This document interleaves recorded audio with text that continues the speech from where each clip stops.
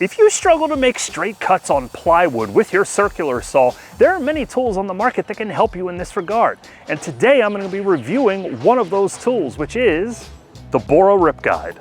Let's get right to it. Assembling the Rip Guide is not difficult at all. Bora sends along really good instructions, which I actually read. And they include 2 hex keys along with the other hardware that you need to make this happen. The first step is to connect the grip handle to the aluminum rails. Once you have that done, you can grab the outrigger and do the same exact process on the other end of those rails. Getting the saw plate onto the rails is super simple, you just have to push it down gently. The cool part that I love more than anything else is how the saw actually connects to the saw guide. Now I've used like the Craig AccuCut and I could not stand the way that the saw connected to it. This one is super simple.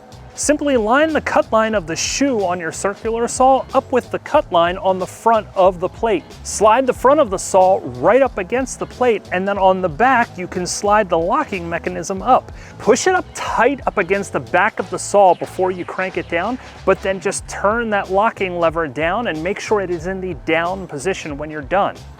And once you do that, the saw is in place, and this thing is not coming off at all. But apparently I didn't read the directions well enough, because these little ribs need to be on the outside of this whole thing, not on the inside. So now I have to redo this.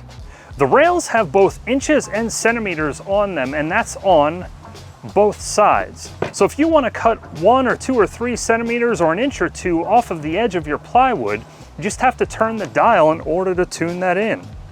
This is a very smooth operation of this also. So if you want to get to 1 inch, you just line up your cut line with your 1 inch and then flip this over to lock it in place. So now it will not move on the rail at all. The other nice part is if you don't want to cut left-handed, you prefer to cut right-handed, you can disconnect the plate,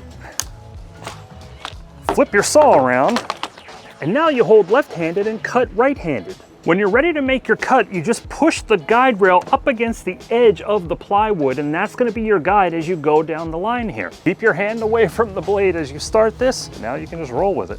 So I set my guide at 1 inch, and it gave me a nice even, and I mean like wickedly even, 1 inch cut the entire length of that plywood. 1 inch cut, 3 inch cut. And the entire length of the board, I mean, it is uniform, and I mean wicked straight.